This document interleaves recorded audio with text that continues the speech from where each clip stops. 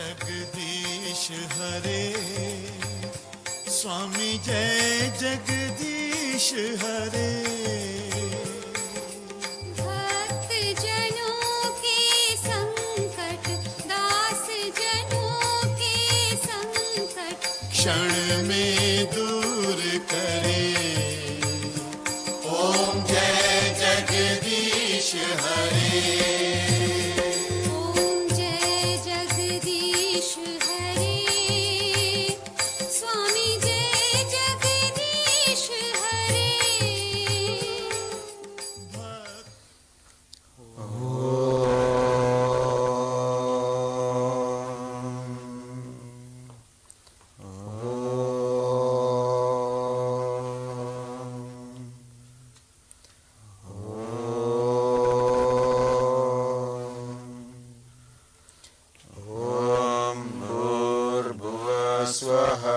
तत्सवितुर्वरेण्यं भर्गो देवस्य धीमहि धियो यो न प्रचोदयात्। भूर्भुवः स्वः तत्सवितुर्वरेण्यं भर्गो देवस्य धीमहि धियो यो न प्रचोदयात्। ॐ भूर्भुवः स्वः तत्सवितुर्वरेण्यं भर्गो देवस्य धीमहि धियो यो न प्रचोदयात्। ॐ शान्ति शान्ति शान्ति।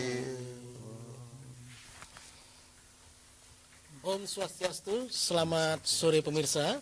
Jumpa kembali dengan saya, Selwa Raja, dalam acara Mimbar Agama Hindu.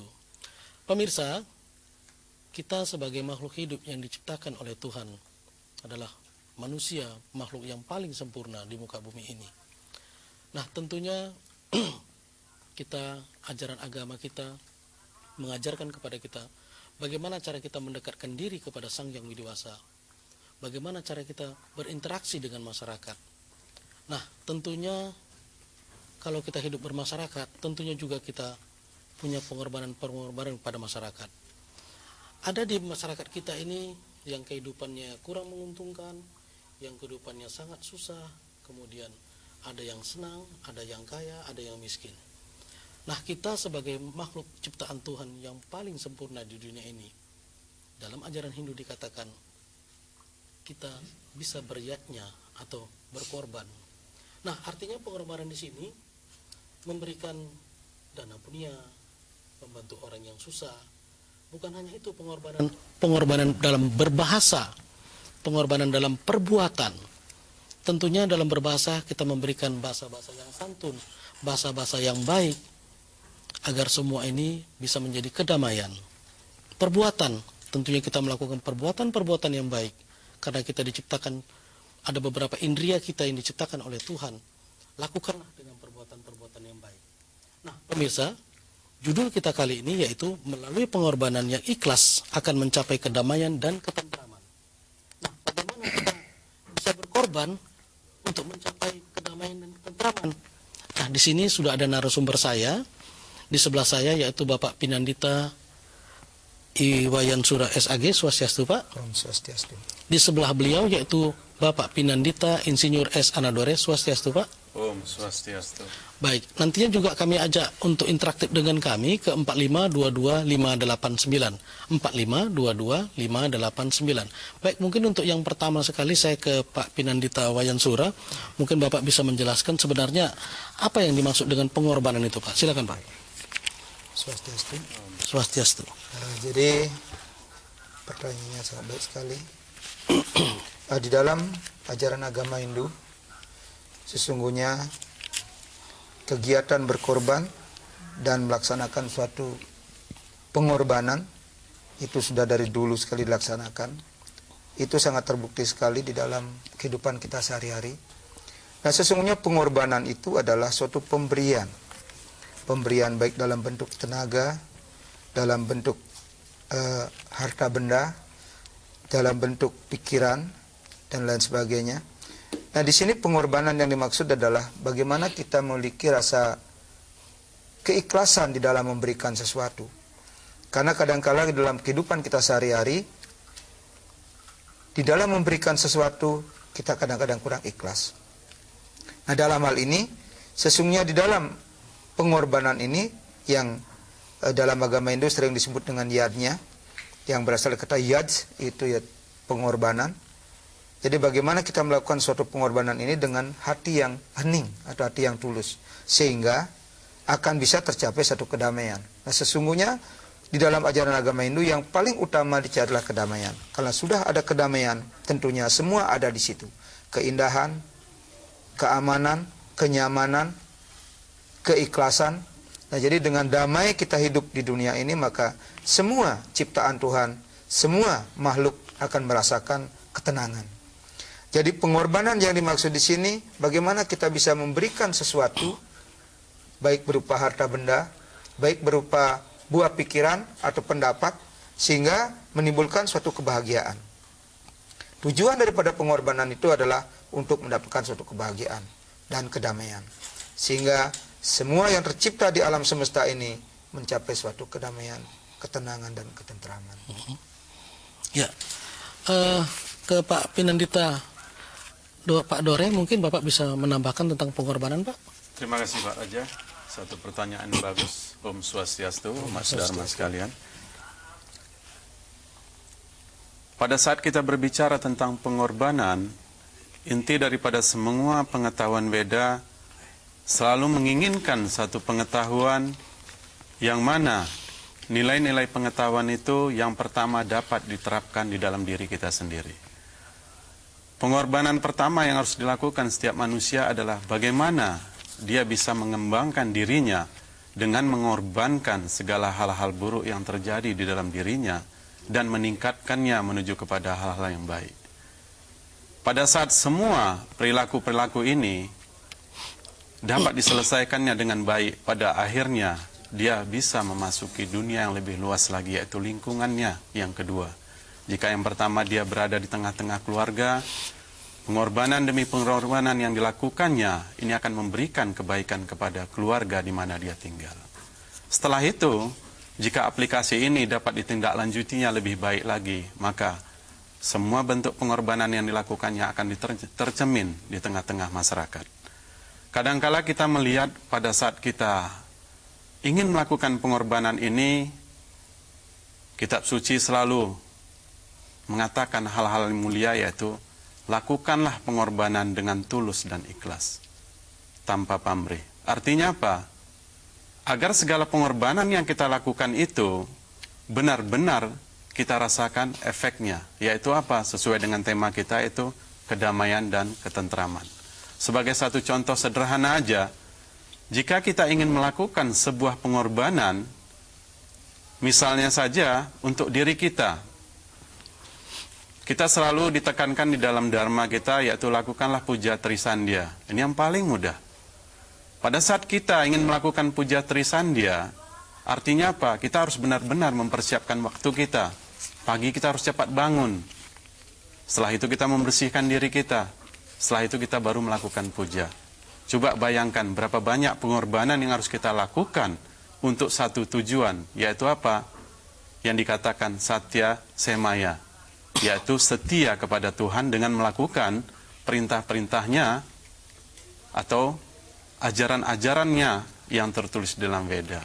Jika hal-hal ini dapat kita lakukan, niscaya kedamaian dan ketentraman akan kita peroleh.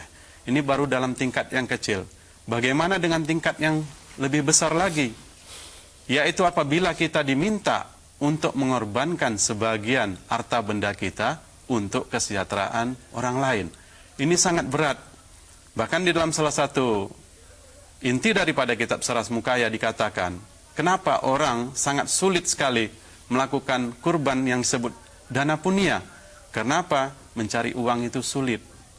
Tapi begitu pun ditegaskan di dalam sloka berikutnya, jika engkau menanam uang, maka uang pula lah yang tumbuh.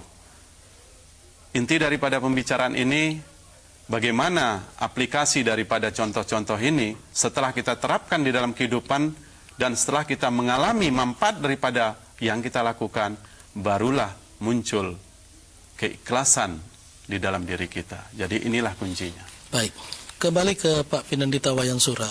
Nah, kita berbicara pengorbanan. Seperti saya bukakan tadi bahwasanya kita berbicara kita harus berkorban untuk hal-hal yang baik, kan begitu. Nah, pertanyaan saya, mengapa kita harus berkorban, Pak? Silakan, Pak. Baiklah. Jadi sesungguhnya seperti apa yang saya katakan tadi, di dalam kita berkorban, jadi harus didasari dengan keikhlasan. Maka saya kutipkan sedikit di dalam kitab Atharva Weda, Satyam Brahadrtam Ugram Diksa Tapo Brahma Yadnya Pertiwim Dharmayanti. Yang artinya sesungguhnya satya, kejujuran, retam, diksa, tapa dan Brahma serta yadnya itu adalah penyangga dunia. Nah, dengan kita berkorban, jadi mengapa kita harus berkorban? Jadi kita berkorban di sini adalah untuk menyangga dunia. Mengapa menyangga dunia? Supaya dunia ini tetap ajeg, tetap kokoh, tetap kuat. Kalau tidak kita yang melakukan pengorbanan ini, lalu siapa lagi? Kalau tidak kita yang menyangga alam semesta ini, siapa lagi yang harus menyangganya? Oleh karena itu, alam ini hancur, alam ini bahagia atau tentram tergantung diri kita. Karena dikatakan bahwa diri kita juga alam. Jadi alam yang menyangga alam itu sendiri. Jadi kalau isi alam itu sendiri tidak menyangga dunia yang besar ini, maka dunia akan cepat hancur. Oleh karena itu, kita adalah merupakan bagian-bagian dari alam itu sendiri. Ibaratnya satu tubuh, satu badan kita. Ada tangan, kaki, ya mata, hidung, semua itu adalah bagian-bagian dari tubuh. Salah satunya saja rusak, maka akan rusak tubuh itu sendiri. Seperti dikatakan tadi, mengapa kita harus beriadnya atau melakukan suatu pengorbanan? Ini adalah suatu tujuannya bagaimana kita membuat suatu alam ini menjadi tentram. Seperti dikatakan tadi, bagaimana kita melaksanakan hubungan kita dengan manusia, sesama manusia, sehingga saling menguntungkan. Begitu juga hubungan kita dengan alam atau makhluk-makhluk yang ada di sekitar kita, baik tumbuhan atau binatang, agar tetap tentram. Dan hubungan kita kepada Tuhan itu sendiri, yaitu melakukan yadnya kepada Tuhan, melakukan yadnya kepada sesama manusia, melakukan yadnya kepada makhluk-makhluk yang di bawah kita, seperti binatang dan tumbuhan. Maka itu memelihara binatang termasuk yadnya, jika kita lakukan dengan penuh keikhlasan. Memelihara tumbuh-tumbuhan juga termasuk yadnya. Bahkan berbicara pun kita merupakan suatu yadnya, karena itu merupakan suatu pengorbanan. Nah, disinilah seperti dikatakan tadi, mengorbankan harta benda sangat susah. Nah, oleh karena itu, seperti mencari uang sangat susah. Dan sesungguhnya mengorbankan sesuatu hal yang susah itu pahalanya lebih besar daripada mengorbankan yang sedikit, banyak tapi sedikit. Ibaratnya mengorbankan suatu yang ringan, tetapi tidak ada maknanya. Mengorbankan yang sedikit, tetapi mahal harganya. Seperti misalnya mengorbankan emas mahal, tapi susah dicari, itu kita korbankan, pahalanya besar. Kalau kita mengorbankan kapas, banyak, misalnya satu truk, ya pahalanya sedikit, karena harganya yang tidak mahal. Oleh karena itu, bagaimana kita berkorban, yang sedikit nampaknya, tetapi bermakna. Maka itu berkorbanlah tepat waktu. Jangan, artinya kalau orang yang haus, harus diberikan minum. Kapan dia membutuhkan? Pada saat itu kita berkorban. Jadi misalnya orang kena bencana, kita perlu pengorbanan, makanan, minuman, dan lain sebagainya. Jadi itu yang kita berikan. Jadi kalau kita misalnya ucapan-ucapan, misalnya petua-petua, tidak perlu di situ. Jadi kita perlukan adalah tindakan langsung. Maka di dalam pengorbanan itu, di sana ada karya, ada perbuatan yang kita lakukan. Bagaimana kita berbuat dalam hal ini? Tentunya dengan penuh keikhlasan. Ada sreya, ada ketulusan hati di dalamnya. Dan ada budi, ada kesadaran. Jadi artinya kita dalam memberikan itu dengan penuh kesadaran.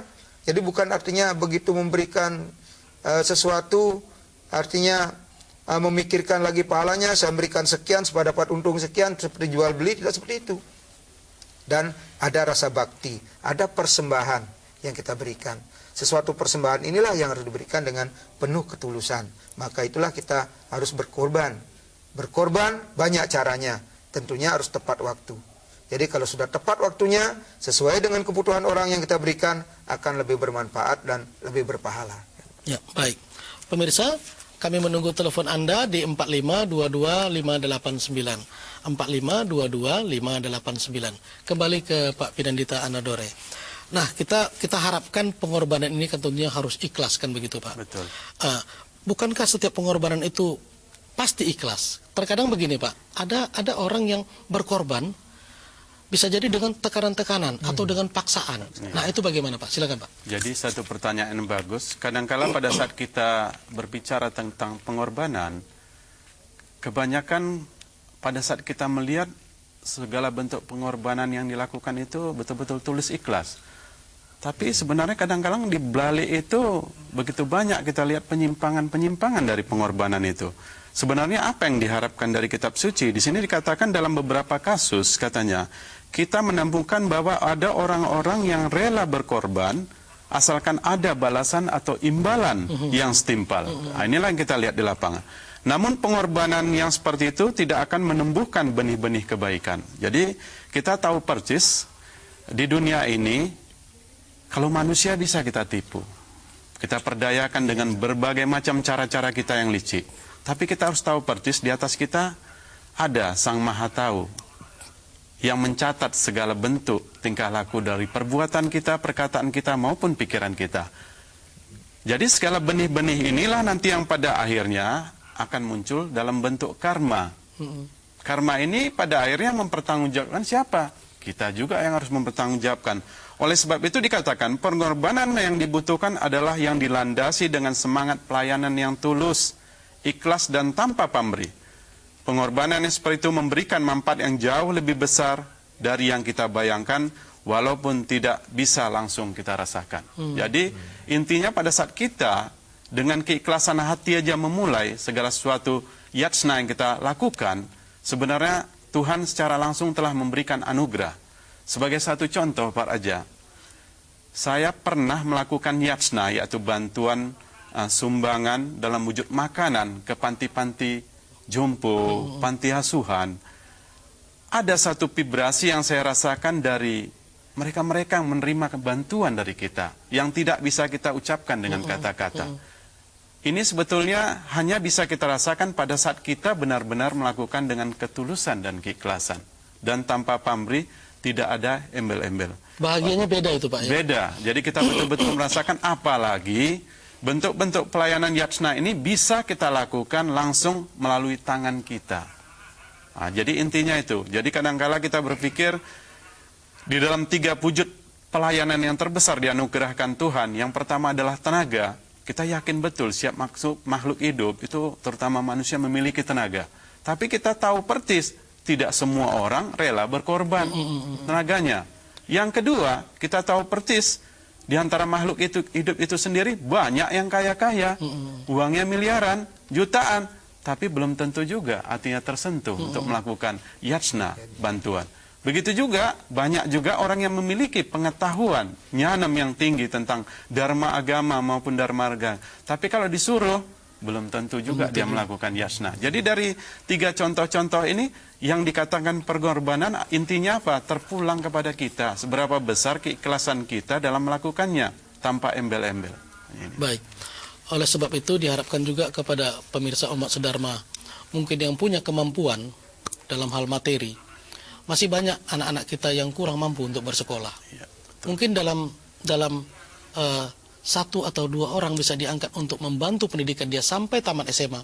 Luar biasa pengorbanan itu, dan pasti dicatat oleh Sang Yang Widiwasa. Nah, pemirsa, kami masih menunggu telepon Anda di 4522-589. 4522-589. Kembali ke Pak Pinandita Wayansura. Nah, seperti di pertama tadi dikatakan, ada dalam ajaran Hindu disebut dengan pengorbanan, kan gitu. Nah, mungkin Bapak bisa menjelaskan dalam agama Hindu mengenal adanya pengorbanan itu mungkin di sloka atau di kitab suci yang mana gitu Pak. Silakan Pak. Baik, di dalam agama Hindu memang banyak sekali sloka-sloka memang menyatakan bahwa bagaimana kita harus melaksanakan suatu pengorbanan atau melakukan suatu yatnya. Jadi tadi sudah dikatakan bahwa inti dalam melaksanakan suatu pengorbanan itu adalah bagaimana kita dengan dasar ketulusan dan keikhlasan di dalam hati kita. Seperti dalam Warspati Tatwa itu dikatakan di sana, yadnya ngaraning hanaken home, yang artinya yadnya itu adalah merupakan mengadakan homa. Homa itu merupakan satu upacara khusus yang mana pengorbanan kita kepada dewa, yaitu dewa Agni. Jadi bagaimana kita mengadakan pengorbanan ini, tentunya mengorbankan satu buah-buahan, susu dan lain sebagainya secara langsung. Itu.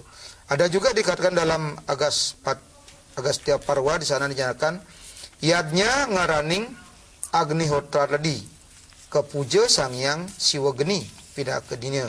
Yang artinya bahwa yadnya yang kita lakukan itu Agnihotra yang utama, yaitu pemujaan atau persembahan kepada Dewa Agni atau Dewa Siwa Agni. Nah, jadi di India terutama banyak sekali upacara-upacara seperti itu. Tapi di Bali juga ada pengorbanan seperti itu. Itu cuma di dalam bentuk kecil. Itu pengorbanan kepada Dewa Agni. Jadi dalam bentuk api, dalam bentuk api kecil atau dalam api takep, istilahnya di Bali. Kalau di India mungkin Agnihotra sudah banyak dilaksanakan, termasuk juga di Sumatera Utara pernah dilaksanakan. Kita lihat laksanakan Agnihotra. Nah, jadi satu pengorbanan-pengorbanan seperti ini sesungguhnya persembahan kepada Dewa Agni. Dewa Agni adalah simbolis daripada manifestasi daripada Ida Sang Hyang Widi yang nyata kita lihat di dunia ini. Oleh karena itu, bagaimana kita melaksanakan pengorbanan ini dan persembahan ini dengan penuh ketulusan. Tentunya di sini seperti dikatakan oleh Pinadita Pak Nadori tadi, bagaimana kita berkorban. Kalau kita berkorban uang, maka uanglah akan kita terima. Kalau kita berkorban kebaikan, kebaikannya akan diterima. Oleh sesuai dengan karena itu, bagaimana kita berkorban, tentunya di sini perlu kita melaksanakan pengorbanan ini dengan penuh ketulusan, dan bentuk-bentuk pengorbanan itu disesuaikan dengan situasi dan kondisinya. Tentu bagaimana kita melaksanakan ini, tentunya di mana saja, misalnya di kuil, di pura, atau di masyarakat, tentu bisa kita laksanakan pengorbanan-pengorbanan seperti sesuai yang dibutuhkan di Pate Jompo dan lain sebagainya. Tentunya di sini akan lebih bermanfaat dalam kehidupan kita, walaupun sedikit kita punya tapi banyak kita korbankan. Nah, artinya tidak melampaui batas. Misalnya kita punya 100, ya mungkin korbankan 10% dari kehidupan itu, atau 10% dari hasil kita.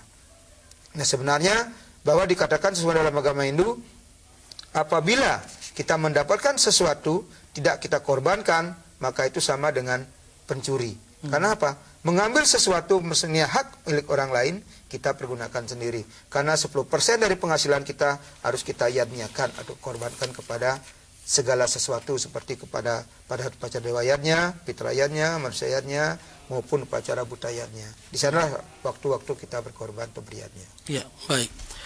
Pemirsa, kami masih menunggu telepon Anda di 45225889. 45225889. Namun sebelumnya pemirsa, berbicara tentang pengorbanan, sangat sederhana sekali.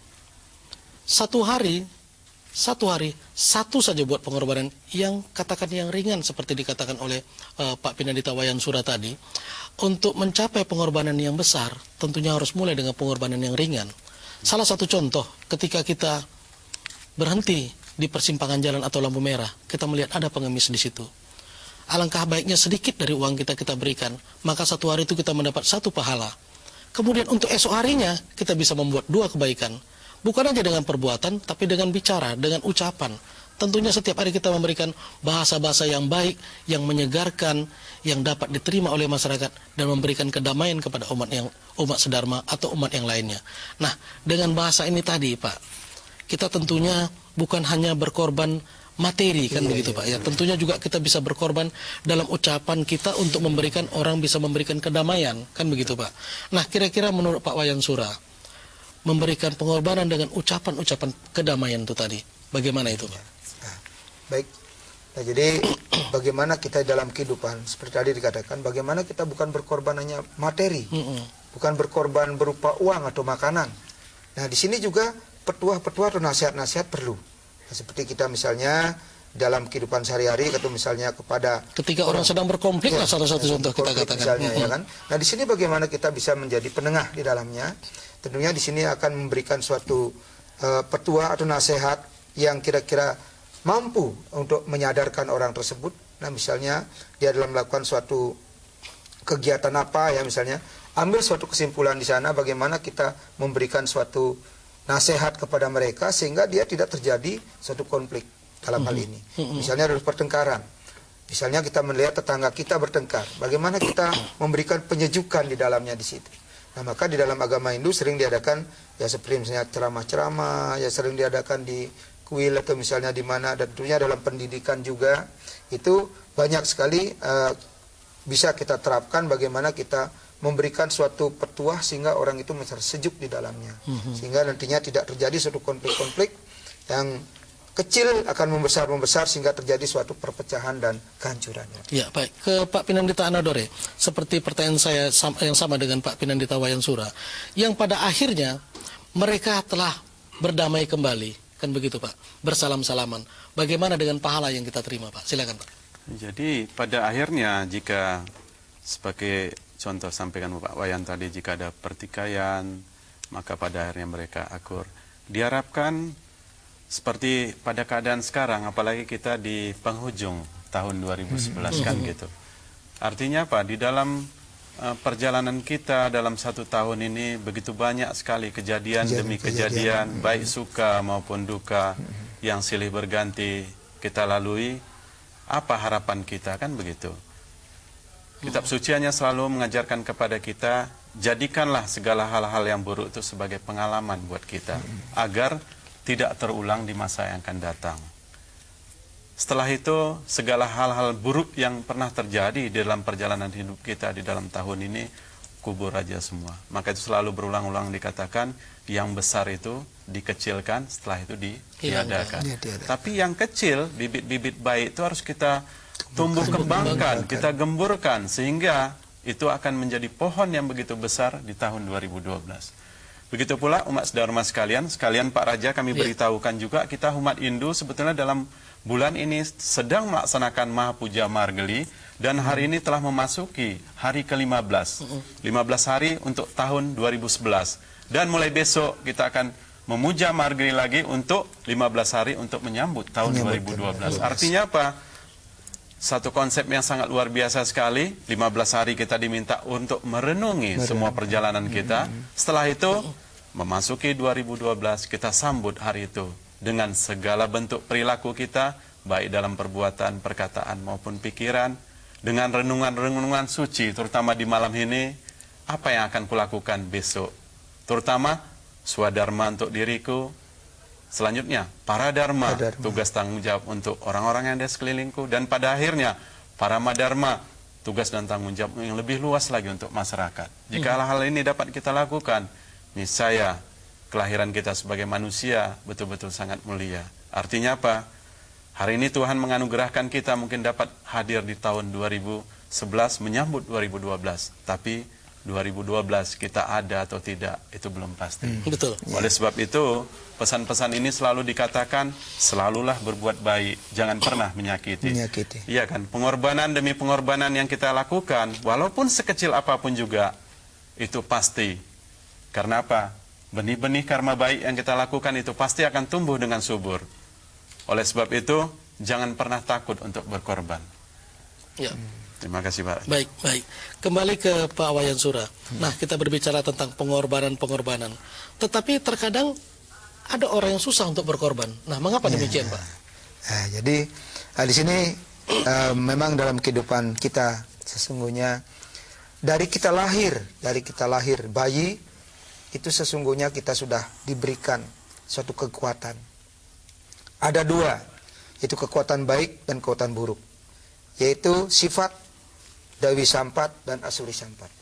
Nah, di sini sifat-sifat inilah selalu berpadu, selalu ingin maju. Kadang-kadang kebaikan yang maju, keburukan yang maju, kebaikan yang maju ini. Nah, jadi bagaimana sifat Sattvam ini supaya bisa berada di tengah-tengah dan menekan kedua sifat Rajas dan Tamas ini. Nah, di dalam kehidupan kita bagaimana sesungguhnya di sana kadang-kadang kita sulit untuk berkorban. Seperti tadi sudah dijelaskan, sesungguhnya di dalam diri kita itu ada kekuatan yang tarik ulur, yaitu jadi sifat Asuri Sampat, sifat itu sifat keraksasaan, sifat loba, sifat tamak. Nah ini, Hiriati, ya dengki. Jadi hiriati, dengki, ya kadang-kadang bingung. Nah inilah yang kadang-kadang mempengaruhi diri kita sehingga mau kita berkorban bingung. Nanti dikorupsikan uang saya. Nah ini, jadi berkorban. Nah itu, sesungguhnya di dalam hal ini kita hilangkan semua pikiran-pikiran buruk, pirasat-pirasat buruk Itu tanggapan-tanggapan buruk pada orang lain, walaupun di luar bagaimana kacau. Untuk berkorban harus benar-benar keikhlasan dulu. Kita berkorban untuk apa? Misalnya ada korban bencana alam. Kita ikhlas untuk berkorban untuk itu. Entah nanti itu dikorupsikan, entah bagaimana, itu di luar jangkauan kita. Yang jelas kita serahkan kepada Tuhan. Tujuannya Ya, pemberiannya itu, Pak, pemberiannya ya? itu. Jadi hasilnya yang kita harapkan kita serahkan kepada Tuhan. Kita lakukan sesuatu perbuatan yang baik itu dengan penuh keikhlasan. Kita lakukan berkorban sesungguhnya untuk Tuhan. Jadi apa yang kita lakukan sesungguhnya untuk Tuhan itu sendiri. Karena apa? Karena Tuhan itu melingkupi semuanya. Maka pahala yang akan kita dapatkan kalau kita menghilangkan pikiran buruk ini, pahalanya akan 100%. Kalau kita mengingat suatu ini, nanti diginikan, nanti ini, jadi keburukan-keburukan kita ingat, akhirnya tidak jadi kita melakukan sesuatu. Nah, oleh karena itu bagaimana kita berkorban? Tentunya hilangkanlah sifat-sifat perbuatan buruk, pikiran-pikiran buruk kepada orang lain, sehingga benar-benar mutlak kesucian dan kemurnian hati. Ya, mungkin ke Pak Dore. Apakah pengorbanan yang ikhlas itu sama dengan bakti yoga, Pak? Ya, ini pertanyaan yang bagus sekali. Dari 4 yoga itu, seperti kita ketahui, ada karma yoga, ada bakti yoga, ada jnana yoga, dan ada roja yoga.